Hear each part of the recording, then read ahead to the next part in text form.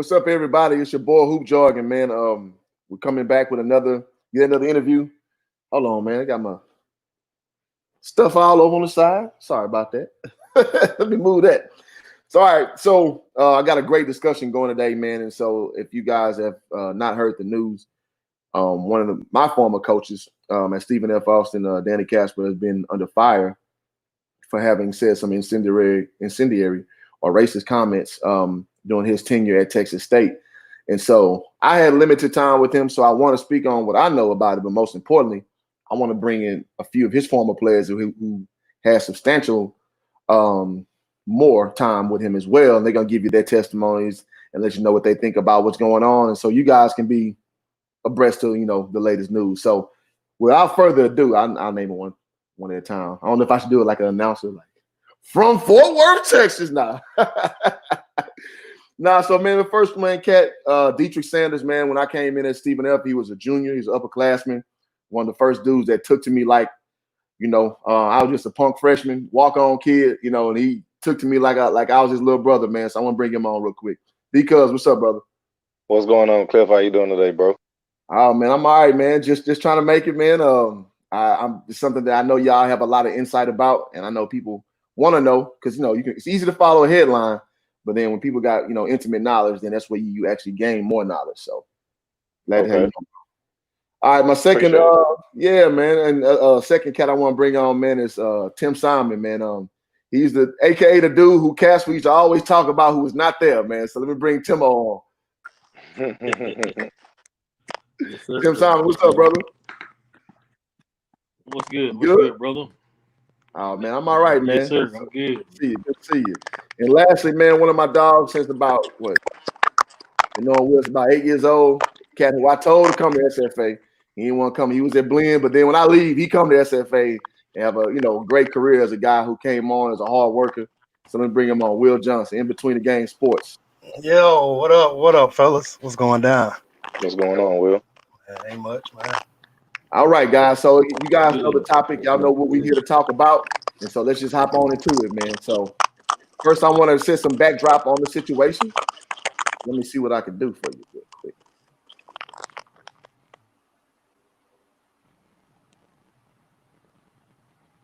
All right, so for everybody on here looking, here's the ESPN article that came up on the subject. Okay, yeah, it's showing correctly. And so, as we know, the point guard, now I didn't want to use names, but ESPN did it, so we'll do it this way. So Jalen Shedd is the former player, and he said that Coach Kaspar said a team of predominantly black players to chase the chicken.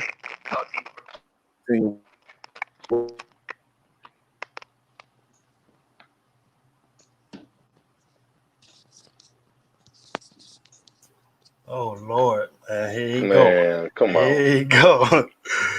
Here you go. All right, so the people that don't know what's going on, Coach Kaspar was accused of racially insensitive comments towards his players and a certain player in the program, and that player, he felt like he had something to say while everything is going on around society. So Cliff, he decided to get us on and kind of discuss what we experienced while we were playing with Coach Kaspar and stuff like that. I guess he's back. Let's see. I don't know. Yeah, I'm back. All right, everybody. Yeah. Yeah, I'm so sorry, man. My connection is not letting me be great right now, but we'll thank you. Metro. All right. So yeah, we got the gist of it. Says you see the screenshot now of what the brother was saying, and basically saying that Coach Kaspar was a guy saying racist stuff all the time, and this just kind of was standard protocol.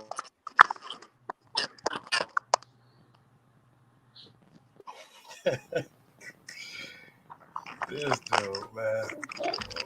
What are we gonna do with him? Man, you need to get back to Texas, man. Yeah, man. I don't know what these Sierra Canyon signal he got out here. Like I said before, that boy using dial-up, man. He wanted to be out there where the Ball family was. I guess, man. I understand. Come on, Cliff. Come on, Clifton. Man, I don't know. I guess I'll take over, but is he there? Yeah, I'm here. All right, here we go. All right. So first off, the reaction to the comments. I know y'all probably missed that. I'm He sorry. buffing, man. Look at Is it? I guess I'll go first, man. My initial reaction to the players' comments, the ex-players' comments, was pretty much shock. I couldn't believe that was coming out from a coach that I knew and played for, and I had to sit back and just kind of assess the situation and understand what was going on. And that kid felt like he had to say uh, what he did and what he felt because of what was going on with the George Floyd situation. So my initial reaction to it was shock, and then trying to understand what was going on with it, just kind of getting more details, I guess you can say. Um, Again, I don't know what happened in their locker room or at their practices. I can't speak on that, but that young man decided he needed to speak up, and I applaud him for that. So that was just my initial reaction. Because or Tim, you want to chime in on that? I mean, I would say pretty much about the same. I was very shocked when it came across my phone late at night, and it actually made me just sit up on the edge of the bed for about 45 minutes. I couldn't even lay back down to go right to sleep. Mm-hmm. So, I mean, especially to have those kind of comments come out about a coach that I played under for a couple years and have a great respect for, and I know the type of man that he is. So, um, that was a lot running through my mind, first of all, and then I was thinking about how coach is feeling. Has he heard about all this type of stuff, and like what's next for him? I was just had a lot of things going through my mind initially, so I couldn't even process everything just initially. Like, but even before I laid down, I had to sleep on it. It was the first thing on my mind when I woke up, and man, it was just a lot that morning. That few hours was a lot. So yeah, it was shocking and Yeah, very shocking, understood. man. yeah, Understood. Tim, what you got? yeah. Just like you guys, man. I was in shock, man. A state of shock. I didn't. When I read it initially, I had the puzzle look, and the thought process was like, man, I can't really believe it. Mm-hmm. Especially knowing I couldn't really believe this was happening. So right after I read it, I shot him a text message, told him I was praying for him and him and the family, Miss Debbie and his daughter and his family, whatever. And he called me instantly, man. I'm Mm-hmm. talking Yeah. about. He called me like 5 minutes after. I guess he read the text and called me. Mm-hmm. Because I don't know if he was in shock to get a text from me or whatever, but he called me, man. You can hear it in his voice, man. It was bothering me. He was hurt. Definitely Yeah. hurt. Yeah. And it's I so. couldn't. Go ahead. Yeah, you got it. It was it's so weird because of what's going on in the world right now. And I will make posts, and I will see ex-players make posts. Gerald Funzy, he'll make posts on Facebook and stuff like that. And Mrs. Kaspar, she will always be one of the first people to comment and say that we're supporting you guys, we're here for you, whatever you need. I've always considered her an angel. I used to call her a saint. Yeah. And she, knowing what she knew was about to happen, I knew she knew. She had to know. Not once did she ever mention, what her and coaches are going through. And Yeah. so she was always caring about, for others. So I just know that it hurt him and it hurt her. And, I'm praying for them. And I shot him a text too. And he texted me back, said, thank you, coach. Thank you, Will. And, I'll keep in contact and let you know what's going on. So it just, shock was just the initial thing. And still to this day, talking about it now, I think 2 weeks later, it's just kind of like you don't believe it. Still. So, Yeah. And you're like wondering like what's gonna even come about of it at this point. Like, I'm concerned like if he's gonna be, like even be able to coach again. Like, he's not ready to like retire and things of that nature. Like, he still wants to coach for another few more years, and I'm concerned about that. I mean, then it's gonna just be on his psyche if it really like affects his like the rest of his life. Like, it's gonna be on his psyche. It's gonna be a lot for him to even just just have to endure and just walk around with on a daily. Mm-hmm. So I'm worried about all of that before him and Miss Kaspar. Mm-hmm. And his daughter Nicole. She's Mm-hmm. married. She's married now. It's weird. And I was there before. I didn't know this. I saw her. Come on, Cliff. Oh my God, y'all were there before I got there. So she was real young at the time, and she's grown now, and hopefully this dude right here figured it out. Come on, man, get it together. Oh my God. Man, Oh my Lord. God. Apple, I got a bone to pick with you. You are killing me right now, Apple. You're killing me. Yeah, nah, I've been listening on my phone, man. So go ahead, keep going, man. I was just talking about about Nicole. I was just about to ask, Tim, your first interactions with Coach Kaspar, how was it? I know he recruited you out of Climb Forest, man, the Golden Eagles. Not the real Eagles in Houston, but we'll leave it at that, man. So go ahead, Tim. Yeah, man. His initial, it was the reason I chose it because he accepted me with open arms. You know what I mean? Young kid, just young, level-headed kid. He accepted me with open arms, gave me an opportunity, man. But when I got there, I was, just a young kid. I didn't take in, like I said, I appreciate his ways of coaching now versus when I was 18 or 19. I didn't understand it. You know what I'm saying? That was my reason for leaving the first time. I didn't, young kid trying to take in all this stuff, and I was thinking it was going to be something else, but it wasn't. Mm-hmm. But just looking back on that, man, I do it again, just on a different, different mindset, and definitely be more successful, just like I was supposed to be. You know what I mean? But yeah, he's a definitely firm but fair guy, man. That's can't do nothing but respect that. Definitely agree with that. Firm, all the way firm. We all know that, but fair all the way around the board. So, I mean, that's basically what I'm saying about it. There was nothing. I didn't experience anything racist on my end. Not at all.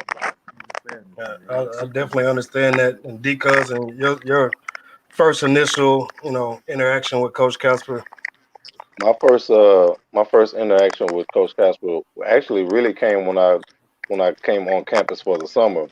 When I was recruited, Coach Bailey recruited me from JUCO, and to come to SFA. So even when I came on my visit, I think Coach Kaspar may have been like just busy a lot, and I didn't really get to run into him on my official visit. But on campus with him, it was just seemed like a straightforward guy, and I mean, he laid out his expectations, and he didn't sugarcoat a lot of stuff. So I mean, like he was just cut from that cloth, the type of discipline that he was brought up on, and that's what he instilled in all the young men and women that were around him, as far as like why he was actually coach at SFA. So I mean, my initial reaction with him is it wasn't anything of a racist mindset or thought or any of that, because as soon as you stepped on campus, he pretty much took care of you like you were one of his sons, and he didn't even have an actual son so like we were his like actual sons, like on a daily, and he looked after us and cared for us in that type of way, in my opinion. So with him being a white man and him having mostly a lot of black athletes on the squad, that was never an issue. It was never even a concern or a thought in the 3 years I was around him at SFA. Like I said, y'all were there before I was there, and then I heard stories about you guys, talking about him, how hard of a coach he was, and how he demanded the best out of you. And my first interaction was with him.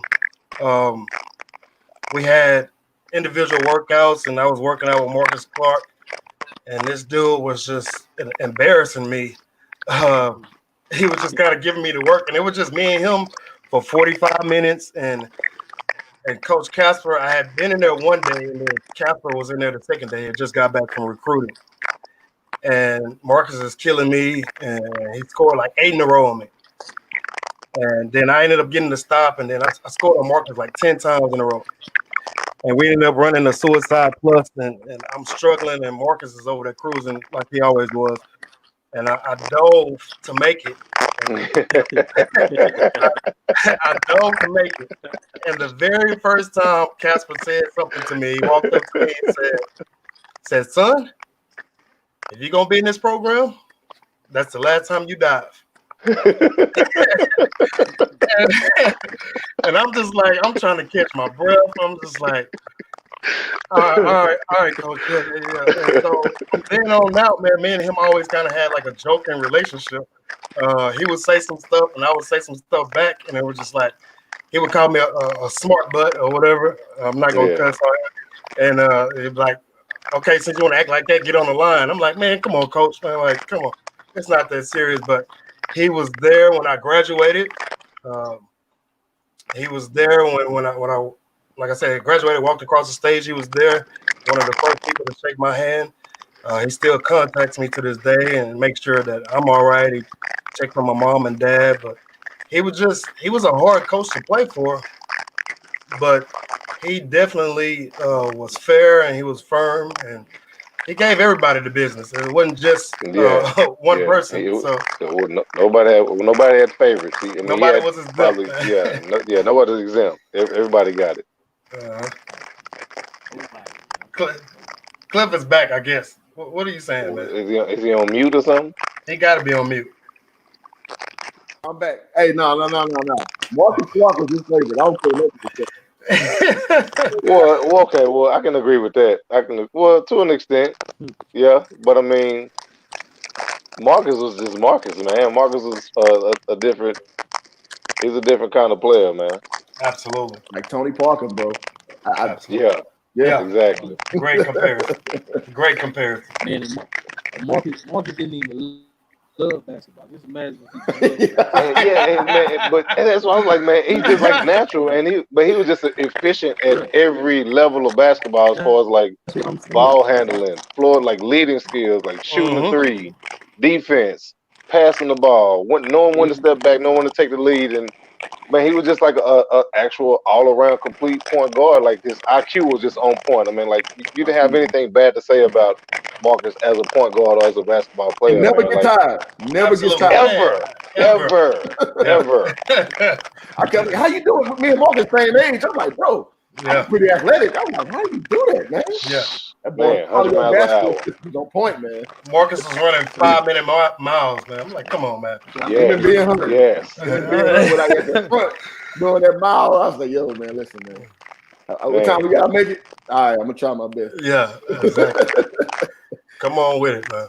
All right, guys. So y'all chopping up about that, man, and I love the cipher. I know y'all would naturally be able to flow without me being a part of this, man. So I don't even want to make it about me. I want y'all to speak more about you. You know, y'all know I played for half a year, so you know my experiences are limited. You guys have been in the foxhole a lot longer.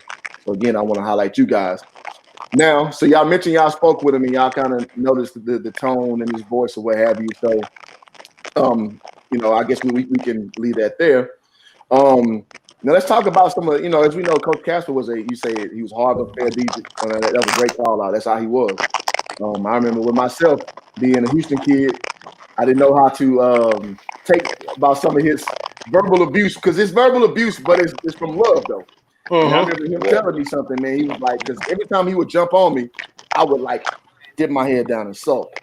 But he's like, well, goddamn it, Cliff, you act like a little puppy when you roll the paper up and you hit it, and you carpet up.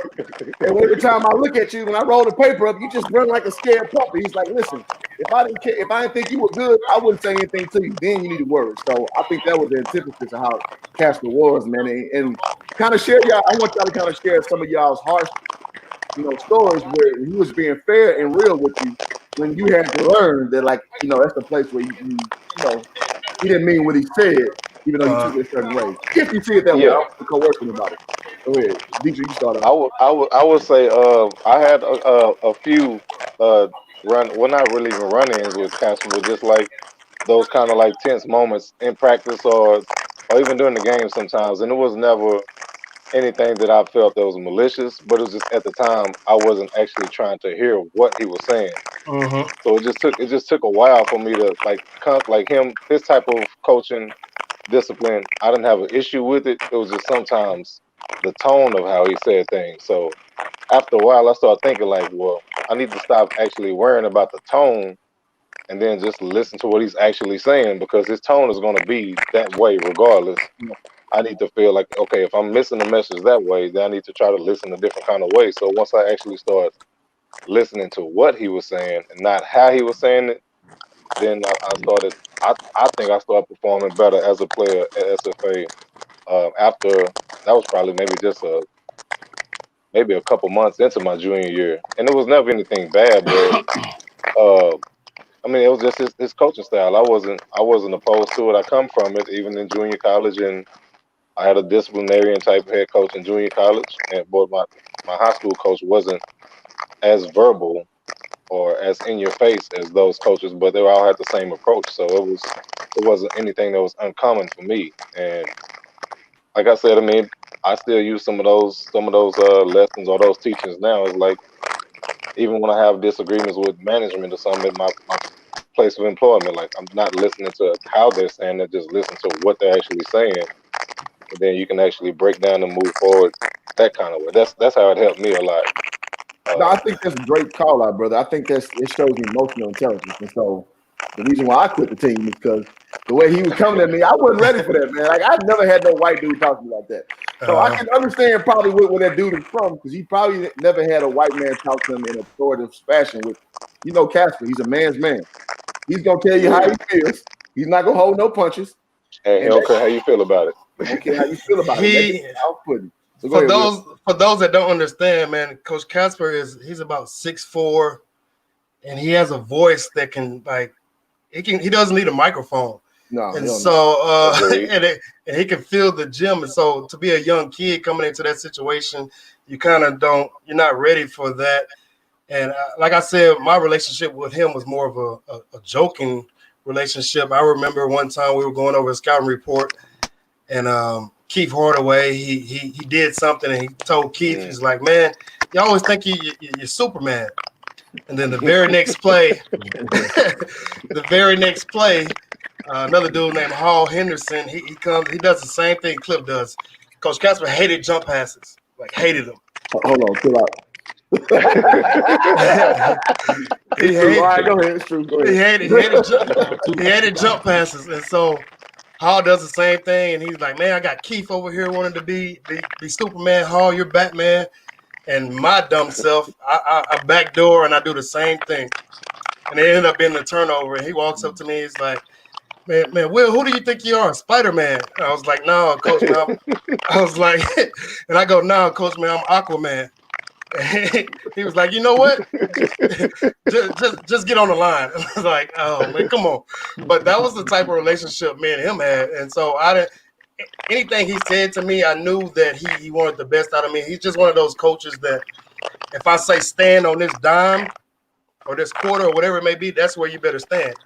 And so, but he had his reasons behind it, because if it doesn't work like that, if you don't do that, then it doesn't work. So he just kind of stuck in his ways, I guess you can say. Just a hard coach, man. Yeah. Me personally, what I learned from him, man, I'm gonna say being too fast, being slow. When he taught me the definition of, when I first got there, I'm like, man, I gotta be quick. I gotta be quicker than everybody. Man, everybody on that level is quick, or just as quick, or even quicker. You know what I mean? And I didn't understand it. I'm looking at him like, man, what are you talking about? You want 7 passes? You want a reverse pivot? You want this and that? Yeah. So I didn't take that well as an 18-year-old kid. I never disrespected him, because I was raised to respect coaches and principals, everybody, all my elders. But I just thought that to myself, you know what I mean? So he taught me how to, the more and more I learned that, I valued that lesson, the more successful I became, in practices and workouts and games and stuff like that, and even in life. You know what I'm saying? So that's what I learned from him, man. Being too fast, you can also be slow. You know what I mean? Yeah, he taught me how to be. I didn't really touch on this, but he taught me how to accept your mistakes, be accountable for whatever you do. And so, and that was part of the reason. Like I talked with Coach Tanner the other day. Y'all didn't play for him, but though him and Coach Kaspar, they made me be accountable for my shortcomings or whatever it may be. They helped me graduate. And just even now, I take those lessons when I'm talking to players. If you make a mistake, own it. Don't blame it on anybody else. Like, you made the mistake, so you have to own it. And I just, kind of being a man and understanding where he's coming from. So even as, like I said, being an 18-year-old, you really don't understand. But the older you become, it's like, man, he's really telling me the right stuff. So that's what it was for me. Just being my last year after playing, and just being there, I'm like, man, I ain't got to go to study hall no more, But he kept tabs. I'm like, chase me down, made me come to study hall. Yeah. That's what I feel. So they helped me get through. You know what I'm saying? If he didn't do that, then I would, I wouldn't have a degree. You know what I'm saying? Yeah, that extra year actually helped me out a lot because I mean after I finished playing them 2 years, yeah, he told me, okay, well, Dedric, if you still have a certain amount of credits before you're able to graduate. So if you need the extra year, I mean, we have the money, the funds, and everything to assist you if you need it. So he made a way possible for that extra year, and I mean, of course, I had to work a lot of different events, soccer events, and all these different hostings and all that type of stuff. So it wasn't like just months. I had a almost like a full-time job outside of being a full-time student with the two different jobs that I had. So it wasn't like it was just funds given away, but like a lot of coaches probably wouldn't even offer that. And so he just wanted to make sure that all the players that come through him, if they leave through him, he want to at least give them an opportunity to graduate. And to my understanding, like his graduation rate was actually high as opposed to everybody that stuck around. I mean, if you just left the state or didn't come back or something like that, then of course that may affect it. But everybody that actually played through that senior year, like he graduated a great percentage of his players, more than half of his players that see the program all the way through. So you don't have a lot of coaches that actually even extend that kind of care and concern about this young man's future once he leaves this program. And he actually still does. So I mean, he's, like I said, he was a father figure then. He still keeps in contact with me and on the holidays and see about how the family's doing. And we shoot texts every once in a while. And if I'm able, I'll try to catch a game if he's playing up here or something. I'll try to catch when he's playing on TV whenever I can see it. So yeah, but we still keep in contact pretty regularly throughout the years. So that's Coach Kaspar for me, man. What stood out to me the most is over Thanksgiving, Christmas breaks when we the only players on the campus, us in sports, girls basketball, whatever. He would host Thanksgiving events at his house. All the way. You'd be looking like a sad puppy because you can't go home. But once you leave his house, you take a fresh breath. So you like, okay, we around family now. Yeah. I mean, that's how I was a young kid. I'm like, man, I want to go home. He definitely made sure you were okay. Him and Mrs. Kaspar, they did a great job of always hosting during Christmas break. For people that don't know, man, it's hard being in any college during Christmas break because nobody's there. Yeah. But being in Nacogdoches made it even harder because it's just you're out there by yourself, man. It's nothing to do. And you got practice. Ain't no limit to practice. This is true.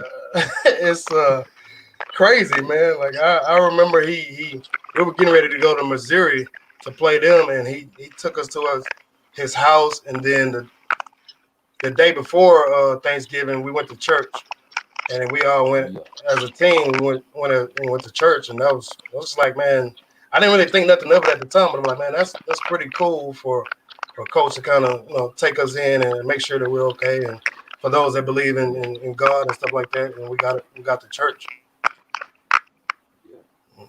That was he at y'all graduation? Oh, most definitely.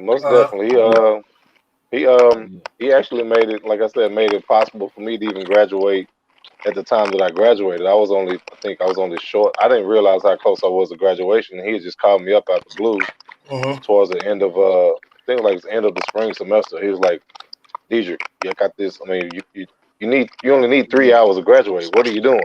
I was like, well, I didn't know how close I was to graduation, coach. So he called me and got me informed and said, if you take the class here, and if it's transferable over here, they can transfer the classes. You be able to walk in August. So if you want to actually walk across the stage and graduate in August, get this done. So once I hopped on and got in the class for summer, I actually barely made it for summer one. Took the one class, and after I passed it, transferred it, and I was actually able to walk across the stage. And Kaspar was actually the man that sparked that, and he was one of the first individuals whose hands I shook as I'm coming off the stage, and even after I walked out of the building. Definitely had to be there with him and take that in, because without him, it would have. I don't even know if I would have actually been able or even realized how close I was to a degree at that time. I wasn't even interested in school at that time. So yeah, he was definitely there. He's been there for a lot of big moments since then. So yeah, we definitely appreciate the man that he just is, man. Got it. Tim, you still there? I don't know if he disappeared or not. He got him and Cliff. Oh my Cliff God, the they got these terrible connections. So, we talked about how firm and hard of a coach he is, and people that don't know that want to play D1, they don't understand the demand that it takes to be there. What did he demand of you personally? I think you were a team captain. What did he, kind of try to instill in you?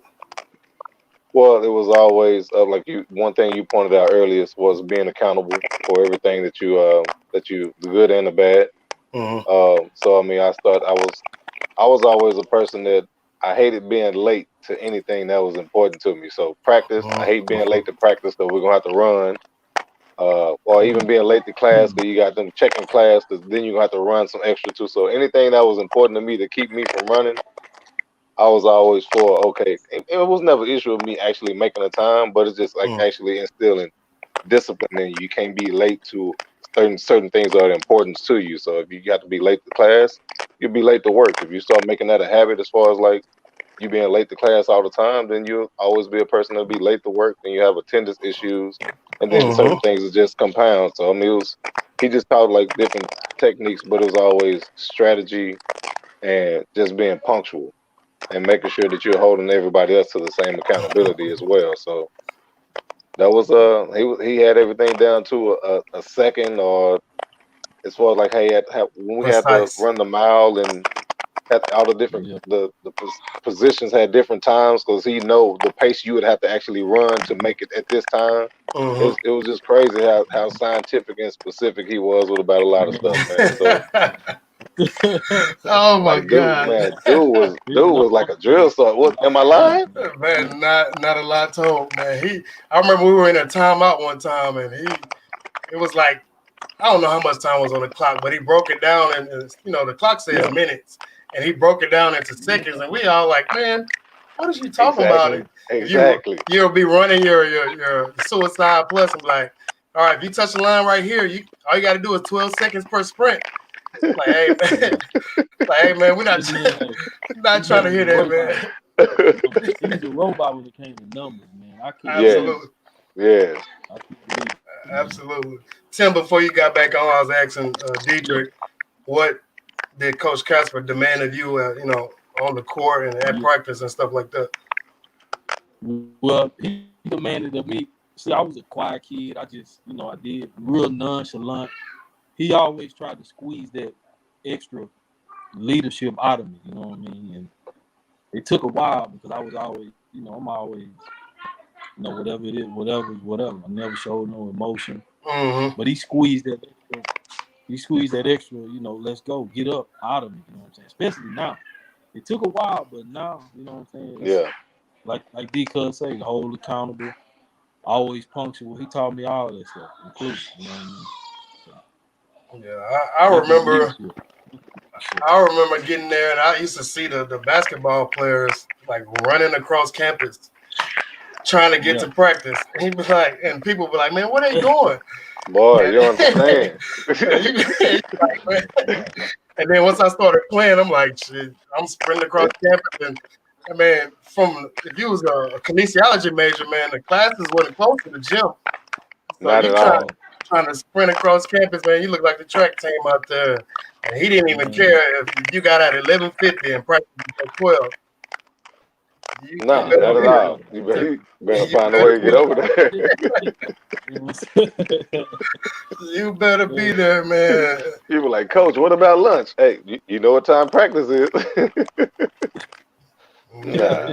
But yeah, like anything to like if you were late to practice, it's an automatic suicide plus, or you down one, something automatic, like that. Dude.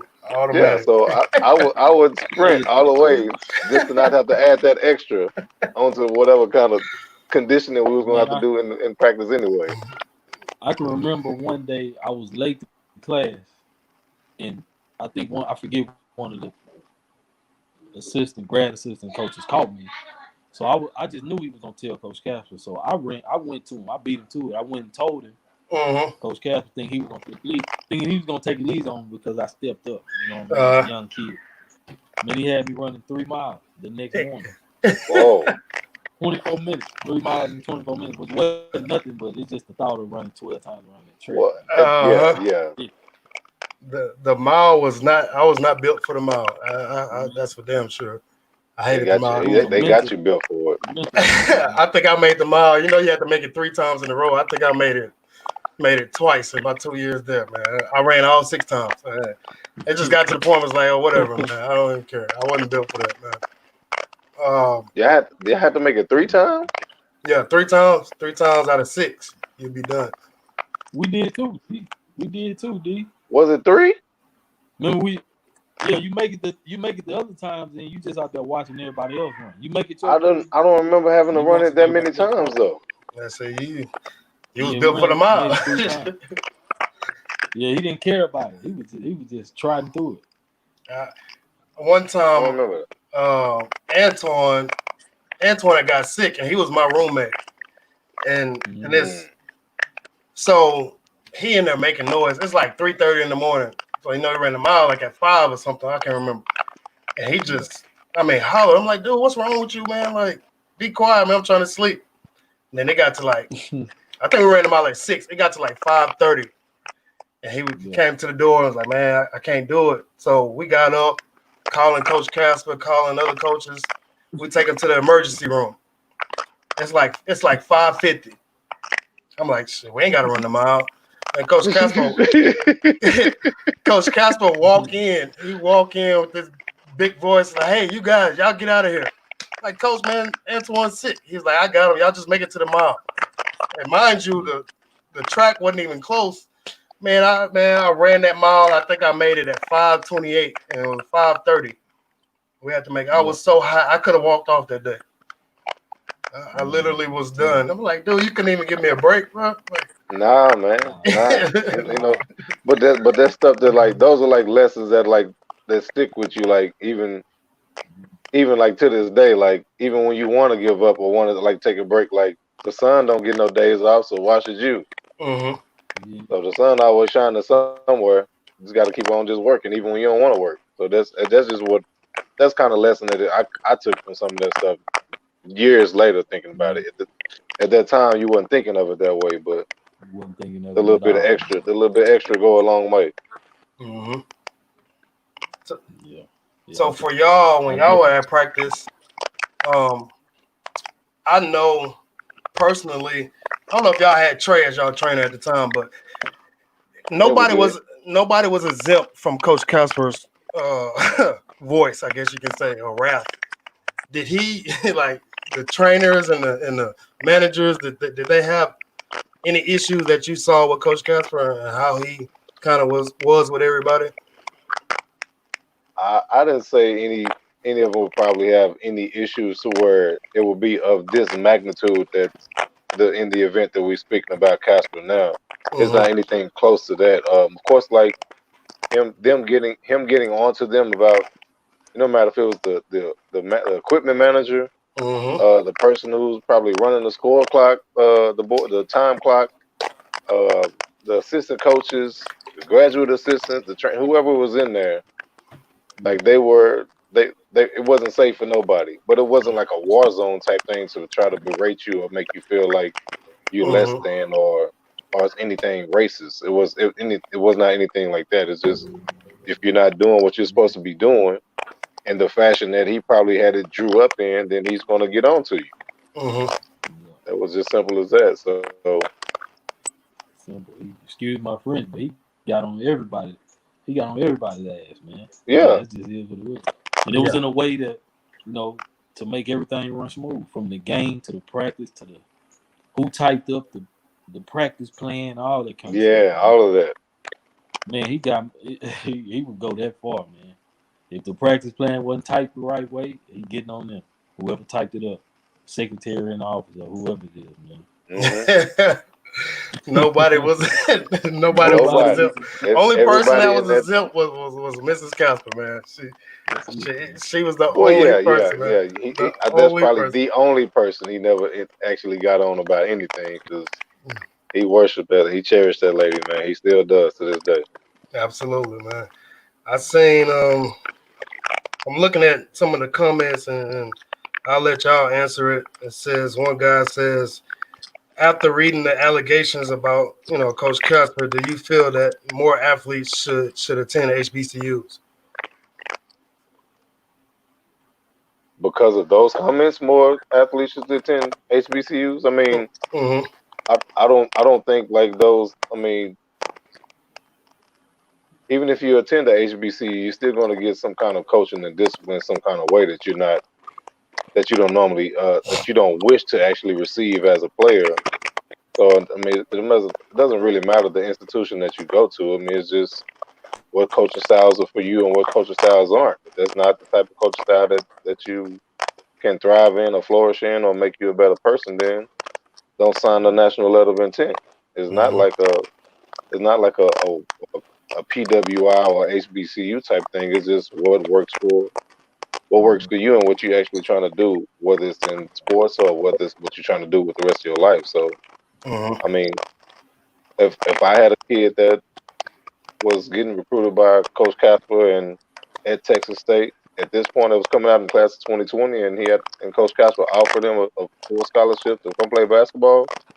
Most definitely, I wouldn't make him make that type of. I wouldn't make him influence him to make that decision on just because of my belief. I mean, I would give him the real as far as be honest with him about the type of individual that he could possibly going to play for. So, I mean, it's up to him to make that decision. But of course, Coach Kaspar would definitely have my endorsement if that was ever an opportunity. If I had a kid that was being recruited by Danny Kaspar, most definitely. Tim? Yeah, to touch on that, I'm reading it now. I think, kids should go to an HBCU or whatever based off their experience and how they, how they gonna feel they're gonna succeed in that program, whether it be HBCU or Duke or Missouri or whatever. I mean that right there in itself is, I mean, not due to these allegations, kids should attend HBCUs, but I mean it's wherever you feel fit, wherever you feel like you're gonna make a plan to succeed at. Yeah, the people that don't understand, any school you go to, especially D1, whether it's high major, mid major, low major, those coaches have a job to do, and when you get on campus, you have a job to do. I tell my players all the time, y'all want to go to these big schools, and just imagine like Duke and stuff. They play at 11 o'clock, noon or whatever on a Saturday. And that's ain't no going out on Friday. There's no other thing. And we were at SFA. It was small time, but it was literally a full-time job. If I can remember, we was with Coach like 16 hours of the day. Like, I don't know about y'all, but including class. It seemed like it. Individual workouts, weights, study hall. Yeah. Practice. It seemed like it. Yeah, that's a full-time job. So any kid that's watching you better know what you're getting into. And those coaches, they want you on campus, but they have a job to do, and it's a business. College basketball is a business, and if coaches don't win, then they don't have a job. So I don't. I That's true. guess I don't know. I mean, I think it's a little bit of both. Even I mean, it's a job for the coaches. Of course, they have to win to remain at those institutions, but at the same time, those coaches take on the responsibility to grow these young men that's under them as well. So they have more than just one job as a coach. They have to coach you as men as well. So I mean, that's where it extends with Casper. Like he didn't just not stop being Coach Casper once we stopped playing for him. No, he's still Coach Casper Yeah. to this day. So I mean, it's just like you said, it just depends on what you're looking for when you're considering what type of school that's recruiting you, what's best for you in your future, and what the coach is going to actually demand out of you. I mean, if he's going to stick up to what he told your parents, I'm going to make your son a better man, and I'm going to make sure he graduates and all this type of stuff. And if he sees it through, then I mean, you got to respect that. Yeah, too. All right. So yeah, we've all seen the comments and the stuff that the kid, I think his name is Jalen, that he said that Casper said. Do y'all think that there's a something into that, or we don't really know because we weren't at their practices, at their games? Is there something into that, or is there a disconnect from between the generation now and then the generation when we played and then the generation of Coach Casper? Yeah, it's definitely a separation from the generation because I mean, just running the social media and saying anything is gonna get a lot Yeah, of like because it's just automatic. It's gonna automatically be true right off the bat. As soon as you run the social media and say something. So whether it's allocated or whatever have you, it's gonna automatically it's gonna spread like wildfire. Versus when we played, it was just I mean that wasn't too much. The social media deal wasn't a big deal like it is now. You know what I mean? no. So, I mean, that was probably at the very, very beginning of social media when I think when I stopped playing Facebook SFA, had like just came out. Facebook, yeah, Facebook had just started like popped off that spring, no, that fall after I finished playing. So it was I didn't know anything. I mean, the extent at that point was like Black Planet or something like that for social media. Say So, man, but tell them age up here. I mean, it is what it is. But I mean, as far as like I think that it's a disconnect. Like Tim was saying, like the social media, everyone gets like it's like you get a participation trophy for just being like probably I guess on a team, even if you had no impact on the team or whatever, and you just. But if anybody says anything that's against what you believe in your morals and this and that, it's like automatic cancel culture. So it's like a gift and a curse. It could be good for you. It could be bad for you as well. It's just I don't know, They man. It's just they look up stuff you said 15 years ago. and hold you And I think accountable for it right now. Absolutely. the kids they said this a year ago, I want to say, or it happened a year ago. So whatever they pull up on you, it is what it is. You got to answer to it. That's the society we live in right now. What I mean? We live with social media. And like y'all said, I think anything that happens, everybody is quick to go to social media. And it's just easier, I guess you can say. And I think a lot of kids, that's their way of communicating. But they don't understand that, older people or older coaches, they don't really use social media like that. And for me, when we played and I had a problem with coach, or if the team had a problem with coach, we would have a team meeting with coach or without coach. And then if it Yeah, was without coach, we would go and talk to him. So it was. Do y'all think like the communication thing is and the understanding of what's going on? Do kids know how to handle that instead of just okay, I'm gonna go to social media and then vent that way instead of just staying in the locker room? Hey, let's talk about it here. I think that's definitely a lot of it. I mean, because that even comes up to like just having some sense of accountability. Like, okay, I recognize what I did that could possibly be wrong or that might need some improvement. So I'm going to come to my teammates and get their opinion on it.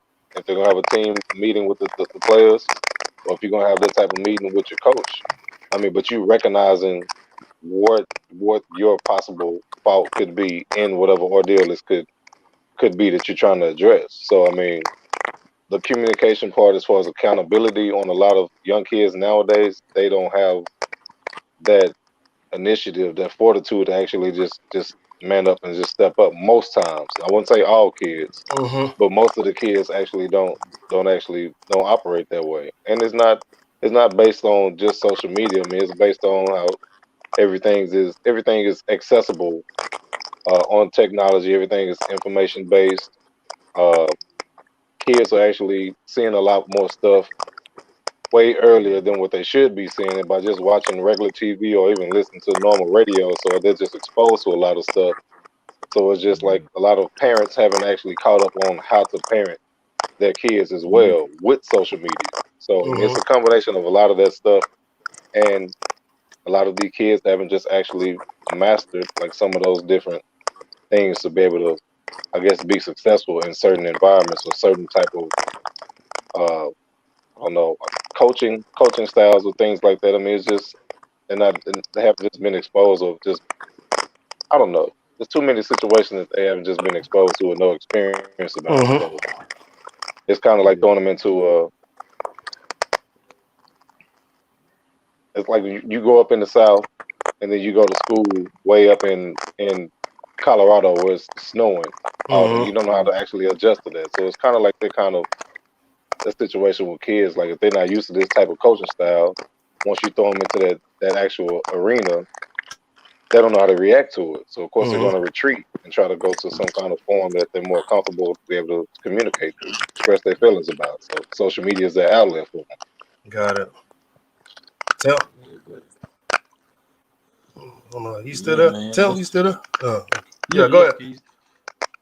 Yeah, man, the social media, like I said, is taking over, man. And we as leaders got to step up. And if you kids these days, like they're raised off by social media, it's just point blank. So they get a chance to rant and be somebody that they're not. They get people get a chance to change their social security number and be somebody different off social media behind the camera or whatever have you. And that that's killing us. That's killing the society as a whole. It's killing athletes. Some athletes get suspended and get due to social media. A lot of them, not some, but bunch of professional athletes, college kids, because they done something dumb on social media.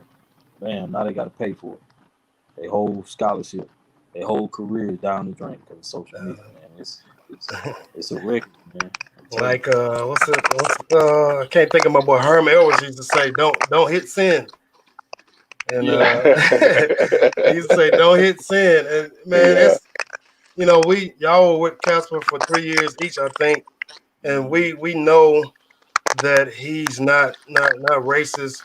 And the kid is implying that he said some racial and sensitive things. And y'all time dealing with him, do y'all recall any of that ever happening? I don't recall it. I don't remember hearing it, anything of that nature. It would never be anything that you would consider like even racist. I mean, of course, it'll be whatever. Kaspar has a whole bunch of different little phrases and jokes and all that type of stuff to where even if he says them, even to this day, I still wouldn't think of it being racist, even in the climate that we're in right now, just because of the type of man that I know that he is. But some other people just don't think that way. So I mean, some people are probably more sensitive to those type of phrases and they might take offense to it. I mean, I can't say if he said it. If he did, I mean, if that person felt some type of way about it, then Kaspar would have to address that if that's the situation with him. But it's for me, like any type of situations or dealings I had with him, there was never anything racist thought or remark that even made me just think that he was on that level with it. No, he's not a racist man at all. Got it. Tell. Yeah, like he's saying, knowing first of all, knowing the type of man that he is, you know, stuff that he said never came. It wasn't racist on my end as well. You know, me and D-Cuz spent a lot of the same time there. Mm-hmm. I never experienced any type of racial, you know, insensitivity remarks coming from, you know, from him to me or any of my teammates or whatever happened. So I don't think Kaspar has a racist bone in his body. I don't know if he ever said anything racial insensitive, but I will say this: if he had a problem with anybody, any black player or Hispanic player, then he had a problem with the white kids as well. Because, like we said earlier, he was fair to everybody. It was he just.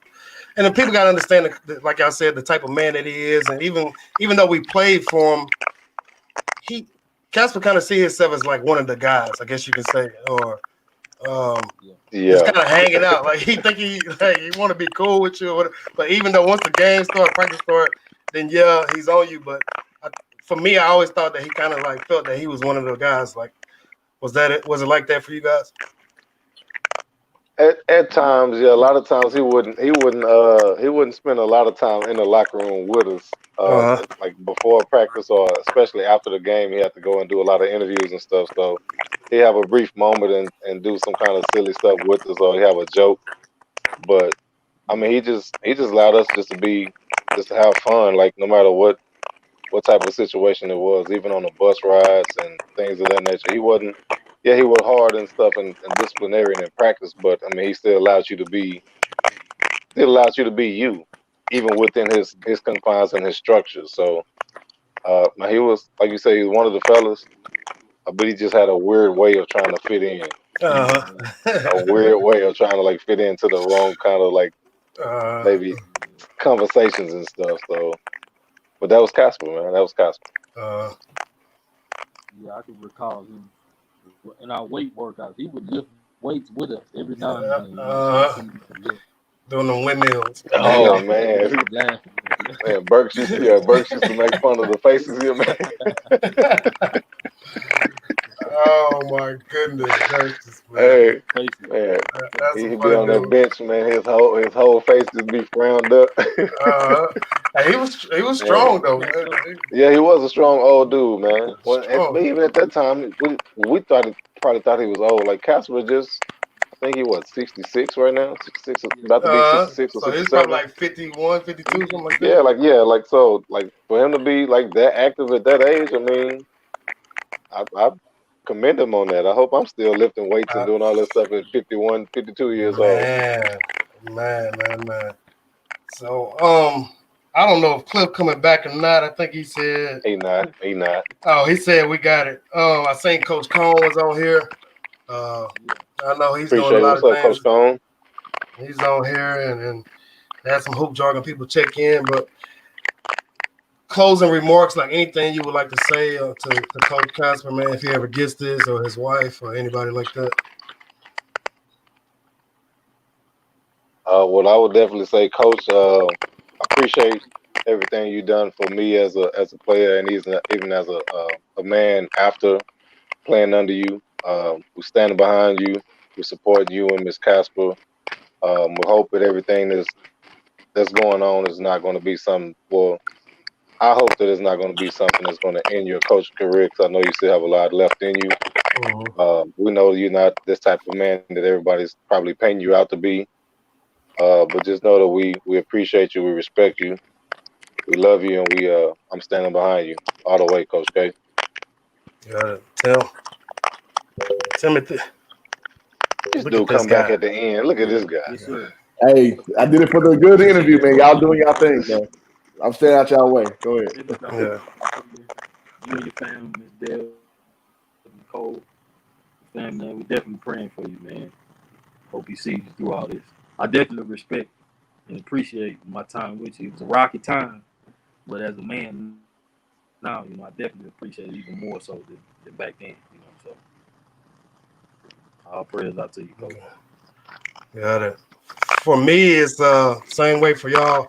I hope that this situation is resolved and It's been a couple of weeks. We don't know what's going to happen, but I'm praying for him and his wife, and hope that they understand or know that the majority of people are behind him. And again, we don't know what happened with that kid, and I give that kid props, for speaking up. Whether it's true or not, he took He it felt upon the way himself. about it. Yeah. He took upon himself to speak out, and so much power to him. And I hope that his future is bright. And like you said, I hope this is not the end of Coach's career, and that he can move forward from this. And even though you're old, you can still learn a life lesson. So we shall see what happens, man. And that's it for me. So All right, Clifton. gentlemen. Man, so I appreciate y'all doing y'all thing. So again, y'all guys have more intimate experience with Coach Kaspar. I mean, Still, even in closing. all right, man. So so we're gonna end it there, man. My connection is not did me no justice. Y'all did y'all thing, man. Peace and blessings, y'all. Hope Coach Kaspar makes it out okay. Peace to everybody, man. Peace, Next man. time, Y'all I be swear to God, this computer's gone, man. All right, man. Thank y'all so much, fellas. Y'all held it down, man, without me. So this is about y'all, not me. So it went the way it's supposed to go. So, man, peace, love, Already. respect to all y'all, man. Later, man. Peace. All right. Yep. Boy, stay up, man. Oh.